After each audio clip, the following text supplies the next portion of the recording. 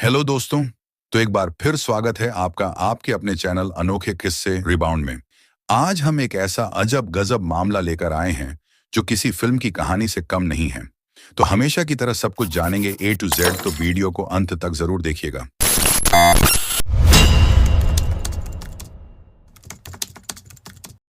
30 जुलाई 2024 को शाम 6 बजे अविनाश प्रसाद नाम का एक शख्स जमशेदपुर में बारीडीह चौक पर खड़े थे और अपने घर जाने के लिए ऑटो ढूंढ रहे थे।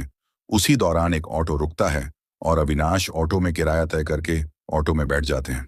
अब रास्ते में ही उनकी नजर ऑटो में लगी एक तस्वीर पर पड़ती है और तस्वीर देखते ही वो बौखला उठते हैं और कुछ देर उस तस्वीर को वो बड़े ध्यान से देखते हैं और फिर वो ऑटो वाले से पूछते हैं कि तुमने ये तस्वीर किसकी लगा रखी है। तब वो ऑटो ड्राइवर मुस्कुराते हुए कहता है कि ये मेरी भांजी है साहब, बड़ी ही प्यारी बच्ची है, इसीलिए मैंने इसकी तस्वीर अपने ऑटो में लगा ली।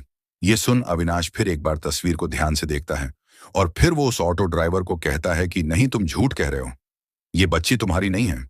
अब ये सुन ऑटो ड्राइवर के कान खड़े हो जाते हैं और वो जवाब में बोलता है कि ये आप क्या कह रहे हो साहब, मैं सच कह रहा हूं, ये मेरी भांजी ही है। मगर अविनाश मानने को तैयार नहीं था और वो अपनी बात पर अड़ा था कि वो बच्ची उसकी भांजी नहीं है, बल्कि वो उसकी खोई हुई बेटी है। इस पर ऑटो ड्राइवर भड़क जाता है और कहता है कि तुम्हारा दिमाग तो खराब नहीं हो गया है, ये सब क्या बके बोले जा रहे हो, कहीं पगला वगला तो नहीं गए हो तुम। जिसके बाद वो बोलता है कि तुम्हारा घर आ गया, पैसे दो और सीधे से उतरो मेरे ऑटो से। मगर अविनाश मानने को तैयार नहीं था और वो उस बच्ची को अपनी मरी हुई बेटी बता रहा था और इसी बात को लेकर उसकी ऑटो वाले से काफी देर तक बहस होती है और फिर वो ऑटो वाला वहां से चला जाता है। मगर इसके बाद अविनाश वहीं से अपनी पत्नी संगीता को लेकर सीधा उनके नजदीकी सिद्धगोड़ा पुलिस स्टेशन चला जाता है और उस ऑटो वाले के खिलाफ कंप्लेंट दर्ज करवाता है।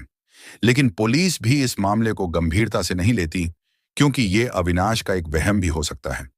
मगर फिर भी अविनाश की जिद पर पुलिस उसकी अर्जी ले लेती है। अब यहां अविनाश कई सारी बातें पुलिस को बताता है जिससे सारी कहानी साफ होती है। वो बताता है कि वो और उसकी पत्नी संगीता सिद्धगोड़ा मिथिला कॉलोनी में रहते हैं और उसकी वाइफ संगीता साल 2020 में प्रेग्नेंट हुई थी और जांच करवाने पर उन्हें इस बात का पता चला था कि उनके 2 जुड़वा बच्चे हैं, जिसके 9 महीने बाद यानी कि 7 जनवरी 2021 को संगीता की पास के ही एक नर्सिंग होम में डिलीवरी होती है और हॉस्पिटल वाले उन्हें बस एक लड़का ला कर देते हैं। तब वो लोग हॉस्पिटल स्टाफ से उनके दूसरे बच्चे के बारे में पूछते हैं।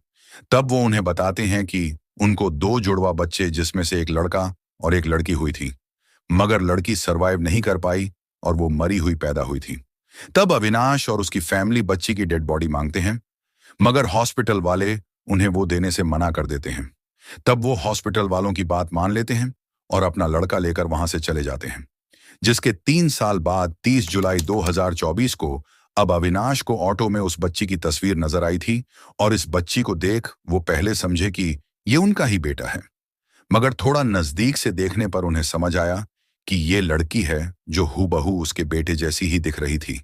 तभी अविनाश को याद आया कि उसकी मरी हुई बेटी जो हॉस्पिटल वालों ने देने से उन्हें इनकार कर दिया था, कहीं ये वही तो नहीं, क्योंकि वो जुड़वा बच्चे थे और उनकी शक्ल बिल्कुल हूबहू मेल खा रही थी और जुड़वा बच्चों की शक्ल एक जैसी होना स्वाभाविक सी बात है। तब अविनाश ने सारी गुत्थी समझने की कोशिश करी और उसे सारी बातें धीरे धीरे करके समझ आने लगी और उसे शंका हुई कि कहीं हॉस्पिटल ने उनसे झूठ तो नहीं कहा था कि उनकी बेटी मरी हुई पैदा हुई थी। और फिर हो सकता है कि हॉस्पिटल वालों ने उस बच्ची को इस रिक्शा वाले के परिवार को बेच दिया हो। जिसके बाद अविनाश और उसकी वाइफ संगीता ने मिलकर पुलिस कंप्लेंट दर्ज करी और अपनी बच्ची का डीएनए टेस्ट करवाने की मांग भी करी है, जिससे ये बात साफ हो जाए कि वो बच्ची अविनाश की है या नहीं। साथ ही उन्होंने उस नर्सिंग होम पर भी कार्यवाही करने की मांग करी है जिसने झूठ और धोखे से उनकी बच्ची उनसे छीन ली और कहीं और बेच दी। और साथ ही उस ऑटो वाले पर भी ये शक और ज्यादा गहरा गया जब उसने इस विवाद के बाद उस बच्ची की तस्वीर अपने ऑटो से ही हटा दी। हालांकि इस केस पर पुलिस अभी जांच पड़ताल कर रही है और हम भी यही उम्मीद करते हैं कि अगर वो बच्ची अविनाश की है तो वो उन्हें जल्द से जल्द वापस मिल जाए और ऐसे अस्पतालों पर ताला लगाया जाए जो इस तरह की धोखेबाजी और जालसाजी कर रहे हैं। आपको क्या लगता है?